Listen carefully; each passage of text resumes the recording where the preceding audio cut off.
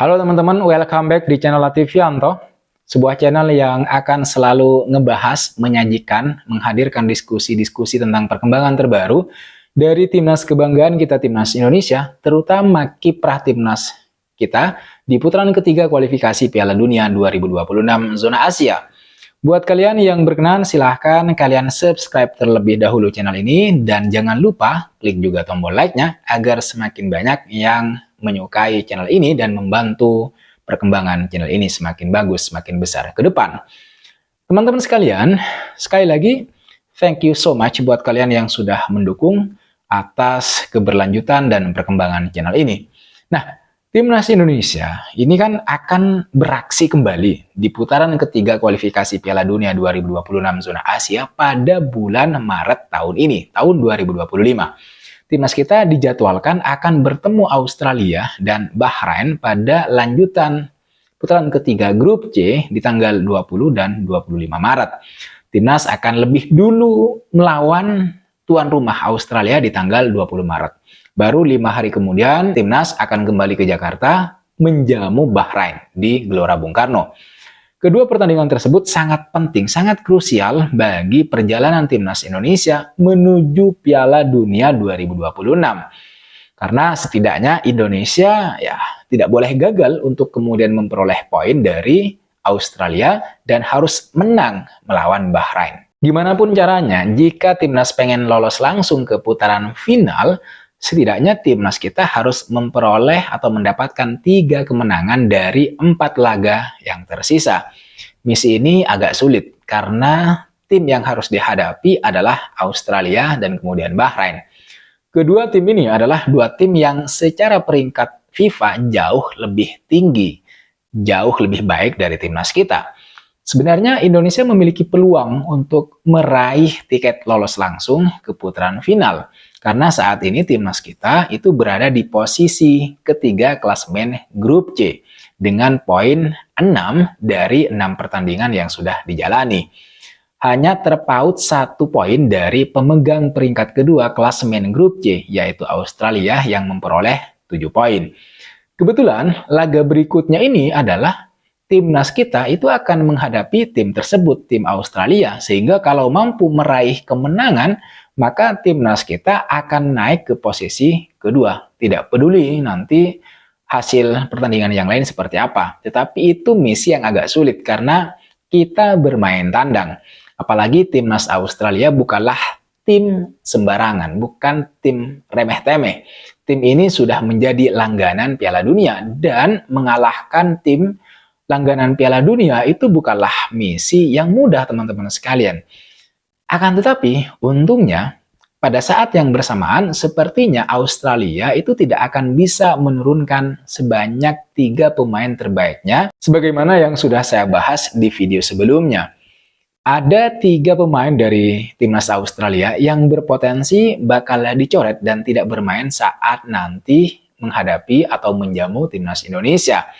Hanya saja, meskipun 3 pemain tersebut tidak diturunkan, bakal dicoret begitu, Australia ya tetaplah Australia, tim langganan Piala Dunia dan syarat pengalaman.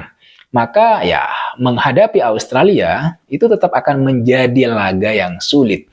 Karena secara kualitas jelas mereka berada di atas kita. Kualitas antara pemain utama dan pemain pengganti mereka itu tidak jauh berbeda, hampir sepadan.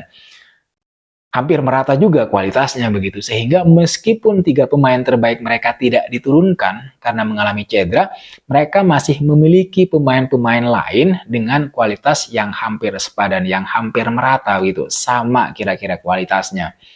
Saya ngomong begini bukan berarti timnas kita itu tidak memiliki peluang untuk mengalahkan Australia, minimal mencuri poin dari Australia. Saya bukannya pesimis atau tidak percaya dengan kualitas dan kemampuan dari timnas kita sendiri, bukan. Saya ngomong seperti ini hanya untuk mengingatkan kita semua, terutama para pemain yang akan berlaga nanti, untuk tidak meremehkan sama sekali timnas Australia yang bakal ditinggal oleh 3 pemainnya. Betapapun ketatnya pertandingan melawan Australia nanti, ya timnas kita, Indonesia tetap harus berhati-hati karena kita sebenarnya memiliki peluang dan peluang itu harus dimanfaatkan semaksimal mungkin. Oleh sebab itu, untuk menghadapi Australia yang memiliki banyak pemain-pemain jangkung, bukan hanya jangkung tapi juga berkualitas, sebenarnya timnas kita juga tidak kekurangan pemain-pemain yang bisa diandalkan untuk membawa Indonesia terutama meraih kemenangan, karena itu target kita. Pasalnya timnas kita, timnas Indonesia juga memiliki pemain-pemain yang postur tubuhnya tinggi-tinggi untuk kemudian menjadi senjata menghancurkan lawan terutama Australia. Pertama tentu saja ada Martin Paes di bawah Mister Gawang. Posisi dan peran Martin Paes ini, terutama di bawah Mister Gawang timnas kita, timnas Indonesia, itu tidak akan tergantikan. Sampai sejauh ini tidak akan tergantikan. Kiper naturalisasi ini sudah memainkan 6 pertandingan bersama skuad Garuda, skuad timnas kita, timnas Indonesia. Debutnya tentu kalian masih ingat, terjadi ketika timnas Indonesia menahan imbang Arab Saudi dengan skor 1-1 di bulan September 2024 lalu. Martin Paes memiliki tinggi badan 1,97 meter. Jelas, sangat ideal untuk ukuran seorang penjaga gawang. Dia juga dibekali oleh refleks dan pembacaan bola-bola silang lawan begitu ya. Dia punya kemampuan itu. Meskipun sudah kebobolan 9 gol sejauh ini, tapi kiper FC Dallas tersebut juga sering mencatatkan penyelamatan luar biasa, termasuk ketika menyelamatkan eksekusi penalti bintang Arab Saudi Salem Al-Dawsari di laga debut Martin Paes. Artinya, fisik dan keterampilan Martin Paes itu bakal menjadi salah satu senjata utama timnas Indonesia untuk atau dalam menghadapi Australia di bulan Maret mendatang. Hanya tinggal beberapa bulan lagi, kurang dari 3 bulan. Yang kedua ada Jay Itzes. Dalam 2 tahun belakangan ini teman-teman sekalian, lini belakang timnas kita itu memang nggak bisa dianggap remeh. Karena selain Martin Paes yang ada di bawah Mister Gawang, kita juga masih punya Jay Itzes, kapten sekaligus palang pintu terbaik di lini pertahanan timnas kita, timnas Indonesia saat ini. Saya yakin sekali tidak ada yang nggak kenal pemain yang satu ini. Bahkan menurut laporan, jersey timnas Indonesia bernama punggung ya.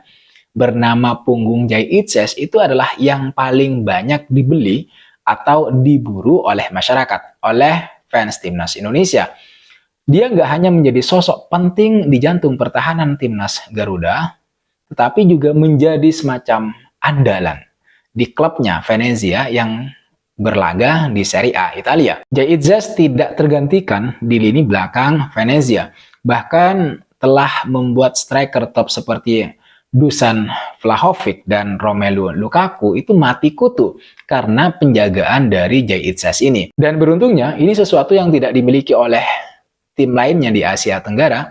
Timnas Indonesia memiliki pemain tersebut, memiliki Jay Itzes, palang pintu yang sangat luar biasa di lini pertahanan. Dia menjadi salah satu kunci perjalanan timnas merah putih, timnas Indonesia menuju Piala Dunia 2026. Pemain yang akrab dengan sapaan Bang Jay ini sudah 9 kali bermain sebagai starter dan tidak tergantikan sejauh ini. Dia dibekali postur tinggi 1,9 meter dan ketenangan dalam menjaga striker lawan. Dia juga piawai untuk membantu penyerangan melalui skema bola-bola mati. Buktinya adalah saat dia berhasil atau sukses menjebol gawang Juventus belum lama ini. Barisan depan Australia dengan sosok Michel Duc atau Brandon Borrello itu bakal menemukan lawan tangguh di bulan Maret nanti. Ya, lawan tangguhnya adalah Jay Itzes. Kemudian nama berikutnya, nama selanjutnya ada gelandang jangkar kita bernama Ivar Jenner. Pemain ini masih muda sebenarnya dan cukup bertenaga. Dan dengan kelebihannya ini, dia akan menjadi kepingan kekuatan di lini tengah timnas kita, timnas Indonesia, untuk merusak permainan timnas Australia. Ini misinya.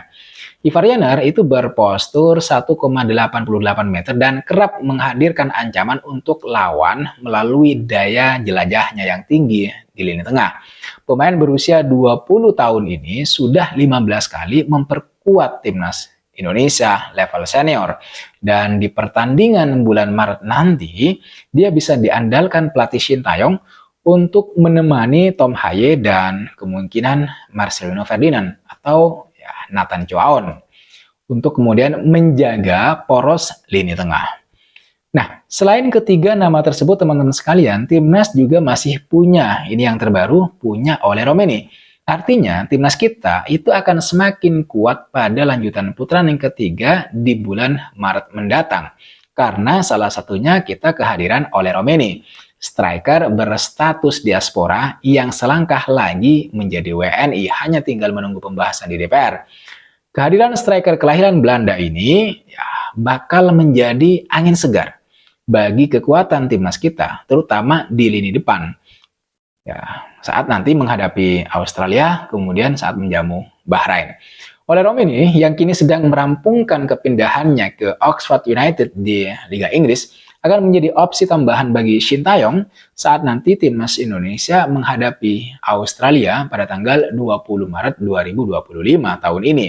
Dia masih berusia 24 tahun dan punya postur tinggi kekar, sosok yang sangat dibutuhkan sebagai seorang striker di lini depan timnas kita.